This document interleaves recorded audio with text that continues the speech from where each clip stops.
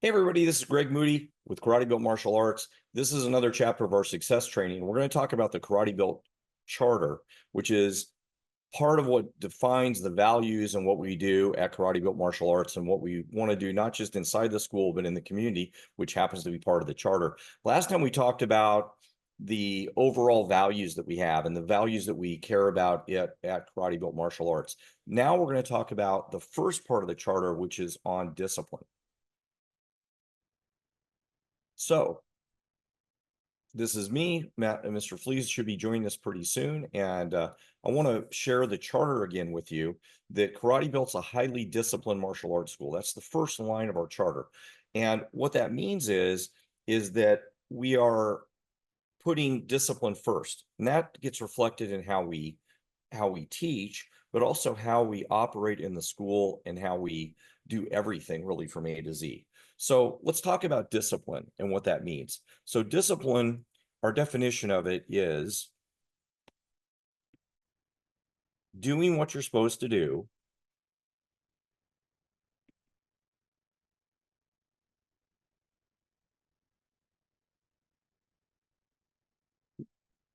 when you're supposed to do it.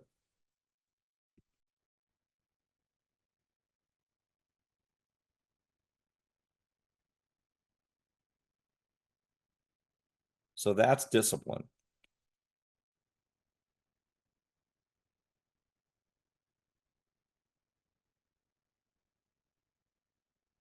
Okay, discipline is doing what you're supposed to do when you're supposed to do it. So the first part of discipline is going to be, what do we do? So the what. What are the things that we want to do to meet our goals, or the things that we want to do to achieve the next thing in our lives? So what are those things? And we have to know what those are. The second thing is motivation. So motivation can come in a lot of different ways. So one way to be disciplined, if you're trying to, let's say, train for a marathon, part of the motivation could be that you really want to win the marathon, you really want to reduce your time in the marathon, you want to get to the next level in the marathon, you want to get the shirt that you get for being in the marathon, or the number that you get, and have pictures of you, finishing the race. So that's going to be positive motivation.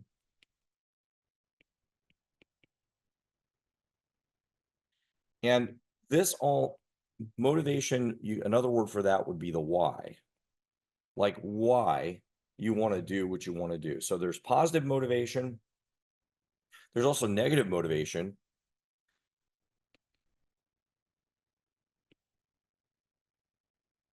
And negative motivation is going to be, or negative why would be, if I'm really motivated to eat better because I've got diabetes, then I'd be really motivated to eat better because I won't want to feel bad, or won't want to have worse health problems. That'd be a negative motivation. That's a pretty tough one. But other negative motivations would be that you don't want to get behind, that you want to accomplish. Maybe your schoolwork is for our students is negative motivation, because we're letting Mr. Flees in here. So schoolwork could be negative motivation because I don't want to get behind, I don't want to get a bad grade. Or it could be positive motivation because I want to get good grades, I want to learn the things that I want to learn. So there's lots of ways that we could have positive and negative motivation. Mr. Flees, we were just talking about discipline. Thanks for joining us. Thank you, sir. All right. My apologies. Yep. Thanks for KarateBuilt Grand Rapids. So the first thing we need to do to have discipline is knowing what you're supposed to do. That's the what. And then motivation is to maintain that.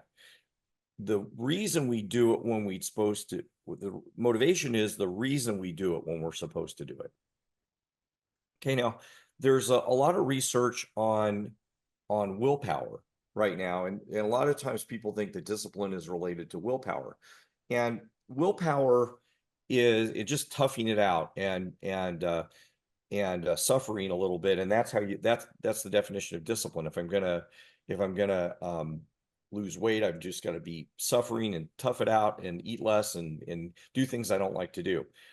That is, something to have discipline when you're doing things that you don't really want to do. It's more important to have a big why at the end. But I think it's important to talk about willpower. Willpower, and there's a lot of research on this, is kind of a finite resource. So if you're going to have discipline to do things, you have to understand that it may not just be willpower that gets you through it. Some people are born with more willpower, some people born with less, and sometimes even people use that as an excuse where I don't have enough willpower. I don't have as much willpower as you do to accomplish this. That's why I'm not being successful. And it is something that both is finite and can be developed.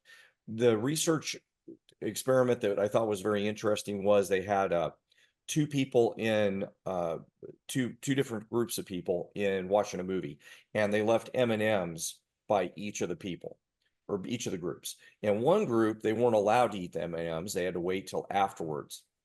And in the other group, they were allowed to eat M&Ms and snack on them during the movie. At the end of the movie, they were given them, they waited till the movie was over and there's a little bit of time. And then they said to the group that wasn't allowed to eat M&Ms, you can eat as many as you want now. And the group that was allowed to eat the M&Ms, they say, you can eat as many as you want now. The total amount of M&Ms that was eaten was more by the group that wasn't allowed to eat during the movie. In other words, even though I could snack on the M&Ms, the guys that could snack on the M&Ms, they could eat the whole, bowl of M&Ms. The people that were only allowed to eat them at the end and had to show willpower, used up all their willpower and ate more M&Ms total than the people that were allowed to eat them in the movie. So that's an example. I don't know if I explained that really well, but that's an example of willpower. It's a finite resource. And there's many, many other experiments about that. I think the one story that I like to tell is people think that, like, for example, Oprah Winfrey must not have willpower because that's why she's had trouble with her weight. And, what could be further from the truth of somebody who's built a billion-dollar business, has learned to be she grew up in a really difficult, poor family, and she ended up working her way on to be on the news, working her way on to be an actress in movies, and then of course starting her show, which was all because she created that and started the show. That doesn't sound like a person with no discipline. That sounds like a person with a lot of discipline. She gets up early in the morning to do all of her stuff and take care of her big empire now. She still has a lot of discipline, but she has struggles with certain kinds of things. And that's a different struggle. We sometimes think that people aren't successful because they don't have discipline. And a lot of it is really they don't have willpower, so therefore they don't have discipline. So willpower and discipline are two different things. Willpower is something finite. Discipline is something you have to give yourself a reason to get, or a reason to achieve. And we're going to talk about that kind of discipline, and we're going to talk about the discipline and how we do it in the school as well. Mr. Flees, you want to add some stuff on discipline as we're talking about the first line of our charter? No. I put you on the spot. I always end up doing that. So let's get back to our chart. The way that we manage discipline in one of the reasons that that's the first line of our charter is that we think of instruction, and this is true. You could apply this to anything you're doing where you're presenting or working with other people. We have three layers of our instructional levels. There's discipline, and there's motivation. Sounds familiar. And then there's knowledge and the results. And in our martial arts, we think about knowledge. So that's what we teach our instructors. But you could also think about this as results. So if we're going to have discipline, and the way we teach it for our students might be really important, is that the first thing we do is define our target behaviors. So we define what the target behaviors are. And then outside of that, if we're off target behavior, we literally call this off target. So when we're teaching in class, we have very, very specific behaviors that we expect. We expect people to stand a certain way, sit a certain way, put their bags away a certain way, get their tracking cards at the beginning of the class, do everything that we do. We expect the parents to behave a certain way. If it's a kid's class, the parents to behave a certain way. And we expect them to be quiet. We expect them to pay attention in class so they can, give positive feedback to their kids. We expect them not to give feedback or point at their kids or talk to them during class. We expect them to, for example, keep the area that we have for them to sit in clean.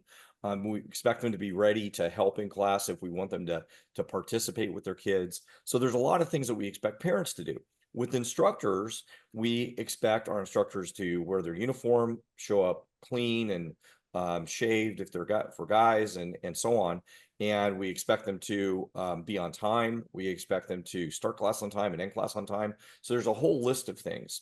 And we define these behaviors, we call those target behaviors. So for you in your life, target behaviors would be whatever goals you have, or maybe it's certain, a common thing when we talk about discipline is losing weight. And it's really not all about discipline, we know in the modern times, but what would the target weight be that we want to be at? What would the target physical fitness we want to be at? How would we measure that? And so these target behaviors are the first thing we define. The second thing we do to make sure we maintain discipline is if any behavior gets outside of that target, we have to remind people. So how do we remind people? We remind people by correcting them, or we remind people by positively reinforcing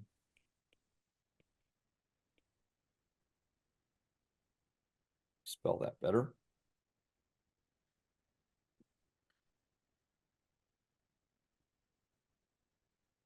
Reinforcing the behaviors that other people are having. So in other words, if somebody's not doing the right thing, a child isn't standing up in class right, or even if an adult isn't, we can say, hey, you need to stand up the right way, or stand up this way, or do this thing right. Or we can look at the other students in class and reinforce somebody else. You'll see education, teachers in education often think that they're reinforcing behavior, but a lot of times if you ask them and you say, well, why were you telling the student that they did a good job? Well, it's because some other person in the class wasn't doing a good job. And that's almost always what triggers us to give positive reinforcement. So if somebody's off target, we correct them. If they're off target, we could reinforce other people and say, hey, you're doing a good job standing at attention. Then the other students will straighten up. They'll do what we want. Why? Because they are, they want to, they're positive. They want to get the positive reinforcement that other people got, or at least they know they don't want to do it incorrectly. So that's off target behavior. What the error is, and you can do that in your own personal life, if you were measuring your results for a goal, and we know goals always have to be SMART goals, which means specific, measurable, attainable, relevant, and have time. Relevance speaks to motivation, but it also speaks to discipline. So all the things that we have as target behaviors are all meeting this criteria. We know when, what they are, how to measure it. You have to have that for your own goals if you're going to be disciplined, or your own target behaviors. It doesn't have to be a goal. It could just be, I want to make sure I get up on time every day. Well, if that's your target behavior, you'd have to know when that is, what time it is. You have to be specific about it, that I'm going to get up. And what does that mean? Am I going to get up and lay in bed and hit the snooze button for a while? That doesn't count as specific. So, or that probably wouldn't be your goal. We want to be specific. I'm going to be up and ready to go for the day. That's measurable because we know what time it is at 7 a.m. or 6 a.m. or whatever time that is. It needs to be achievable. So if you're going to get up in the every day on time, but you only allowed yourself 2 hours sleep, and you went to bed at midnight and you want to get up at 5 a.m. to work out, maybe 5 a.m. to work out isn't achievable for a lot of us. I wouldn't like to get up at 5 a.m. to do stuff. So that's not achievable. Relevance is, does it matter? So you're not going to be very good at the target behaviors if there's not a reason for all the target behaviors. All those things I mentioned that we require the parents to do, there's a reason for all that. We want them to pay attention in class so they can help reinforce their kid and participate. We want them to, keep the area clean. Why? So that the next person has it clean. So there's relevance to that. And then when is that? When, remember, do what you're supposed to do when you're supposed to do it. There's some message of when it's supposed to happen. If it's in our class, it's now. If it's waking up in the morning for you, it's going to be the time, the actual time is part of the goal.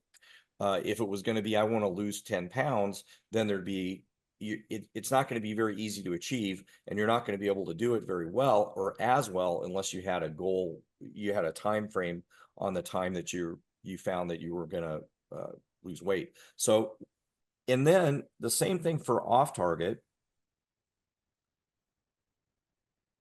We're going to be better disciplined if we measure what we are doing so that we know if we're off target. If it's our own personal stuff, well, I want to get up on time every day. Well, you either know you did it or you didn't, and you're doing it consistently or not. If you're not doing it, then how do you measure that? So if you know you're off target, you need to do something to fix it. That's self-correction. In a class, we do that in the class, that's the instructor's job. For a child, it's the parent's job. One thing we say is we never want parents to push kids, but we want parents to teach kids how to push themselves. That's our job as parents. Both Mr. Flees and I are parents. And our job is to teach the kids how to push themselves. Otherwise, they won't be able to do any of this and have discipline. Anything to add, Mr. Flees? I know I'm talking a bunch. Yeah, that definitely applies to stuff we do every day in our schools too. We have to track our things and keep track of the student stuff and where they're at and what the goals are so that we can make sure that we're guiding them in the right direction so they can be better with their martial arts and with their life too. Yeah, that's exactly right. And what we want is that this type of environment will translate into having people learn to do that in their own environment. So that'll help them be disciplined in their own environment. Why? Because we're very specific. We remind you if you're not doing it right, you got to start learning to do that yourself. So you're self-disciplined. And then you also get reinforcement when you're doing it correctly. Now, the part that's missing here that most people miss, and this applies for our elementary education teachers and our secondary education teachers. Most of you guys that I've interviewed in my PhD program in education, and I interviewed a lot of them, don't do this part. You reinforce a lot, and we tend to reinforce a lot when we're parents too, or when we're teaching, or when we're doing it for ourselves. We reinforce in contrast to problems. In other words, somebody needs to be corrected, so I do a positive reinforcement if that was with a group. But even individually, if you only have one child and you're a parent, you might only positively reinforce the things that they used to do poorly and now they're doing better. Or I appreciate you being on time, but they were not on time before. That's why you notice it. So people do positive reinforcement really, really well to improve discipline, but it generally is only when something is noticed. And how do you notice it? Because it's wrong. You did a good job losing your 10 pounds. Well, because they had a judgment on whether somebody was, or if I'm saying that to myself, on whether I was 10 pounds heavier before. And then people tend to gain their weight back. In fact, I think 95% of people that lose weight gain it back. So why are they not maintaining it? Why aren't we maintaining the target behaviors that we decide? Well, the reason is in both of these cases, we don't do the thing to maintain target behavior, which is massive positive reinforcement for target behaviors. So when people are doing the right thing, maybe your kids are doing the right thing, are you reinforcing them for all those right things they've always done? If your kid tends to be the one that makes their bed all the time and they're really good at keeping the room clean, do you say anything about that? Most of the parents here probably don't have that problem, but there's other stuff your kids do right. There's lots of stuff that our kids do right in our classroom. there's lots of stuff that you do right. And this means that we need reinforcement about the stuff that we do really well. Like Mr. Flees, he's always on time. And I probably haven't said that enough. You know, I don't have to wait. Well, today you were a little late. It's funny that I noticed that. You are pretty much all the time. If I use the wrong example here, but if you're always on time for our other meetings, and if I had said, "Hey man, I appreciate you always being on time," that's more reinforcing than these corrective reinforcing type things. And the reason we don't do it is it's not natural. Why isn't it natural? Because there's nothing to trigger the positive reinforcement. There's nothing to contrast it with, so you notice it. So it's very difficult, and it's a good skill to learn if you can reinforce yourself and others for things that they're always doing right. You know, like our spouses. Our spouses, you know, we notice the things they maybe don't do right, or we want to have them, you know, do differently. But how many other things, 95% or more, they're doing right, and we don't say anything about that. So that's a common problem. That's the number one problem in maintaining discipline, is that you don't get reinforcement so that you have a motivation to stay disciplined when you're already doing something right. You'll lose the weight, and then you don't, you know, you don't give yourself positive reinforcement for being that way, and then you don't notice. Pretty soon you gain the weight back, and then it's depressing. It's a bummer, and now you just don't want to do it again because you've had the same experience again. Well, why? Because we didn't reinforce ourselves both behaviorally and psychologically for that behavior. Anything to add there, sir? No, I think that's probably the hardest one to do when you're doing something for yourself, is to give yourself positive reinforcement for the things that you did do right as well. So if you're Yeah, trying to and push yes. yourself to work out, Oh, sorry. Go ahead, sir. if you're pushing yourself to work out and then you miss a day, then most of the time we would be hard on ourselves that, oh, geez, there I go again. I already missed a day. I've only been doing this a week. Yeah, instead of I'm going to get to it tomorrow, and then reinforcing being positive with yourself about it. The the the old TV show, well, it's not old TV show, but Saturday Night Live had a skit that they used to do where I think it was Al Franken, who was the ended up being the mayor or the senator of Minnesota, but he was a player, normal player on Saturday Night Live, and he had a skit with Stuart Smalley was the guy's name, and he would stare in the mirror, and if people are old enough, they'll remember this, and he would stare in the mirror and he'd look at himself and he'd say, "I'm great, I'm good, and gosh darn, everybody likes me." And that's what he'd say in the mirror. So then he'd have guests on and different people, and they would he'd play with them about them improving their self-esteem. But see, that doesn't really improve your self-esteem. What improves your self-esteem is, and what improves how you feel about yourself, is when you say those affirmations, but they're about things that you believe. If I think I'm, you know, out of shape, and I say, "Oh, you know, Greg, I'm in really good shape. Greg, you're in really good shape," and stare at the mirror, that doesn't, what my brain's going to do is go, "Nah, you're, you know, full of it. You're not really in shape. You're not really this," and you're going to have conflict. When you affirm yourself for things that you are doing well, like, "I actually feel like I'm in pretty good shape now." If I say that to myself and say it out loud, your brain gets that reinforcement, and you'll tend to do the behaviors more.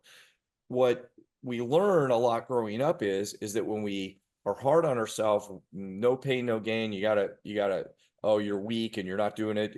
You're a loser if you don't make it to your goal.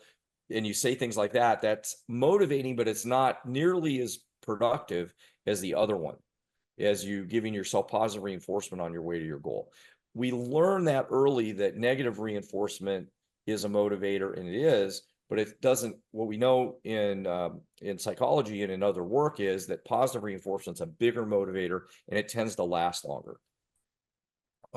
So that's target behavior. The last piece of discipline for us, both in our classroom and on the mat and in personal life, is consequences.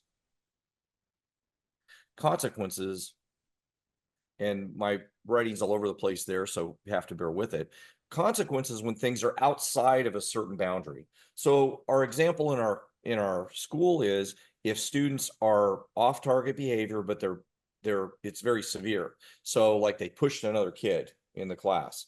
We have a consequence that they're out of the class for the number of minutes equal to their age in a timeout, but they're just out. They have to sit down. They don't get to do anything. That would be a severe thing. We hardly ever have that happen. But if some kid did something consistently, he was talking when he wasn't supposed to, and it disrupted the class, and they did it again, and they did it again. We warned him and gave him corrections. And then we call it counting 1, 2, 3. Great book by Thomas Phelan called 1, 2, 3 Magic for all the parents here. We recommend that book, but we count them. We give them 1, we give them a chance to fix their behavior. We'd say that's 2. That's the second chance. And on 3, they're out. Even if it's not severe behavior, there's still a consequence. And in our personal life, we have to establish these. A personal life, we have to establish consequences for ourselves sometimes, or maybe for people we work with, or other in work. You have these consequences that if they don't do their job, and it's severe enough, you write them up, or maybe the consequences, they get fired, they don't have a job anymore. But in our personal life, we can have consequences. Let's say I know that I'm supposed to wake up on time, if we use that example, and I push the button and snooze and turn the alarm off, and then I'm late for my meeting. That's a natural consequence. I'm gonna have some things that happen if I'm off behavior enough. If people drink too much, for example, for us adults, and there's consequences of that. So there's natural consequences of not having target behavior and not behaving the way that we want to behave. Sometimes we have to establish natural consequences. For example, I'll use the weight example. If somebody got to a certain threshold of well, I could draw that circle. If you imagine it tighter, what's the consequence if I get to 10 pounds, over where I want to be? Maybe there's a built-in consequence that I've made a promise to myself that's the point I'm going to change to maybe a different, the diet I use to lose weight, or the exercise program I need to lose weight. If we don't identify the consequences for real big off-target behavior for ourselves, then we may not maintain the target behavior that we want to maintain. So this all goes along with SMART goals, being specific, measurable, and in the measurable part, what are we going to measure, and when are we going to, if it's something that we're consistently doing forever, like getting up on time, what are we going to do to measure that so that we know if we're really off? Anything to add there, sir? For adults, I guess for adults and consequences, it's really easy for kids although it's not always easy to figure out the right consequence. Sometimes kids want to be in timeout. They want to just sit on their own. So you have to come up with another consequence. And then teenagers, we have to be more creative too sometimes. But that's when it's our job to manage discipline, so that they learn self-discipline. Just like we don't want you to push your kids, we want you to teach them to push themselves. We don't want you to be the discipline for your kids. We want you to teach them to have self-discipline. That's why they come to martial arts at KarateBuilt. Anything to throw in there, sir? No, it is challenging for adults to get that, give themselves consequence. You're either going to give yourself a way too hard of a consequence that's overboard because you're hard on yourself, or you're going to give yourself too light of a reward because we're hard on ourselves. So we kind of have to find a happy medium there that can motivate us, but yet still hold us accountable for our goals and what we're looking for. Yeah, and I'm glad you brought up that word accountability. The accountability is like these rings that we're drawing, knowing what the target behavior is, knowing what the point where we're really going to make some changes, where we know we got to change something. That would be a consequence, and same for kids, holding them accountable for stuff. What we know, I just did some work. It depends, you can look at all kinds of mental health issues. Jonathan Haidt, Haidt. Let me write down the 1, 2, 3 Magic first. So that's a book that we recommend.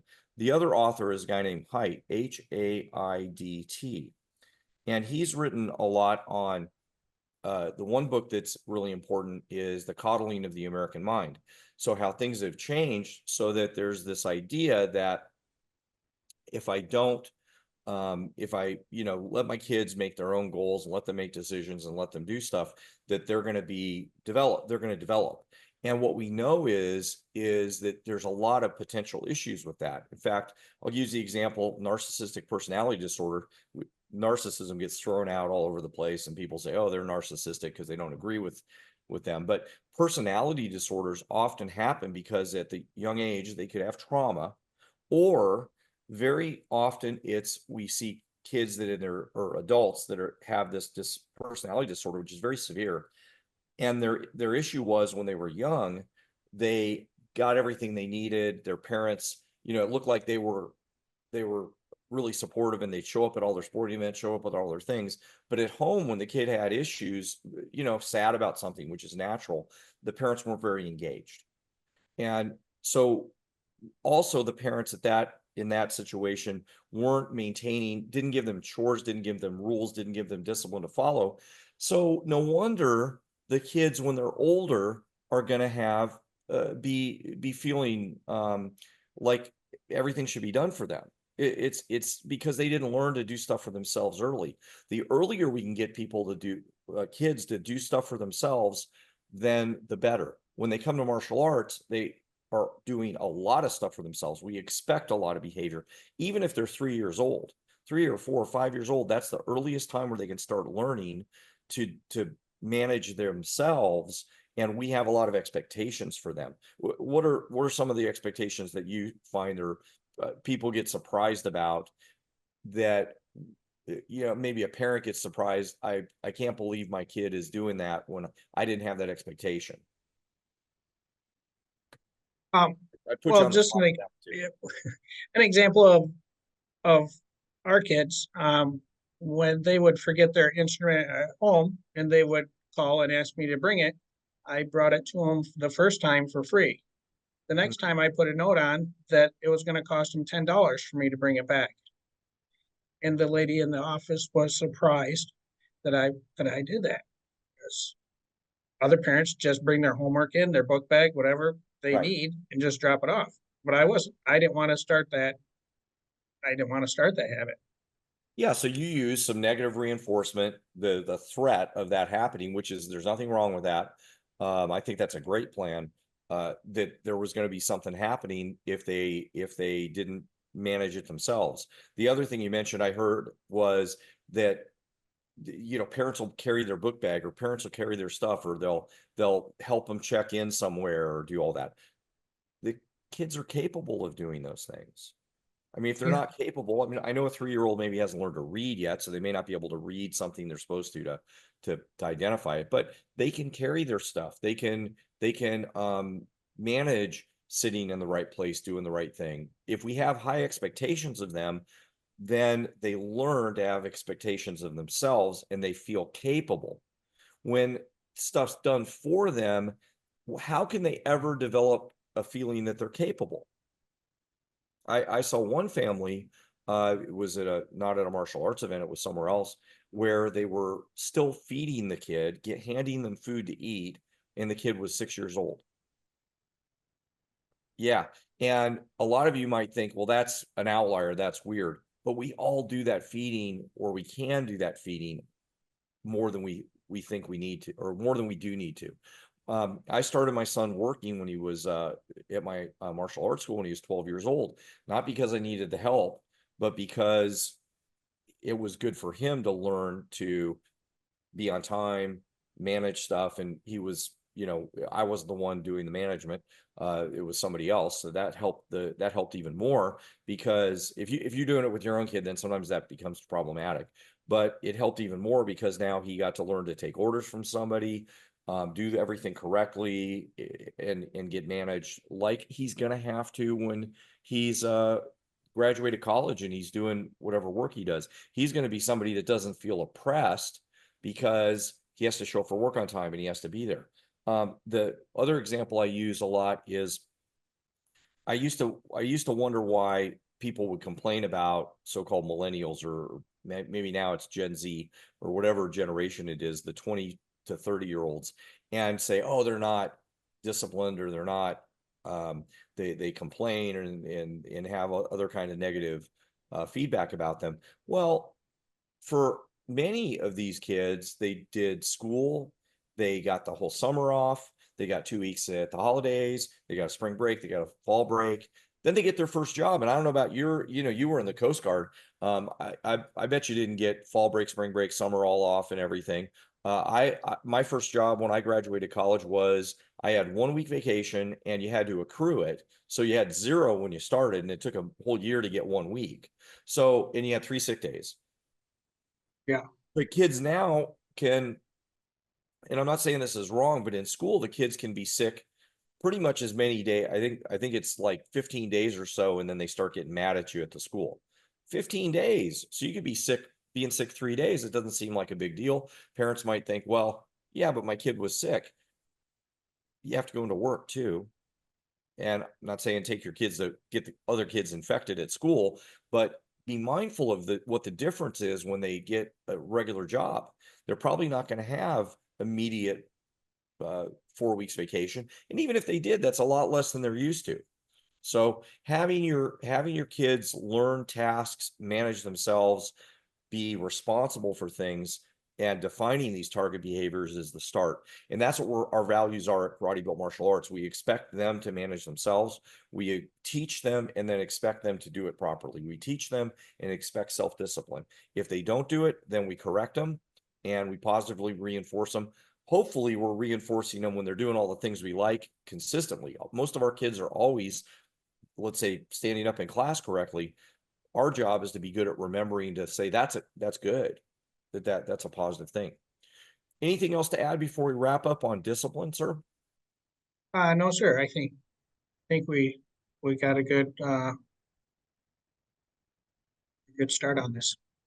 Yeah, and I just want to remind everybody that's watching this, and later on when we write some of this on in our values book, the first part of our charter is KarateBuilt is a highly disciplined martial arts school. That's how we start. So everything starts with that, and then we build off of that so that we can all be successful. That's the starting point for us in the school. That's the starting point that we want to have for all of you guys out there, so that you can accomplish all the goals and get the results that you want in life.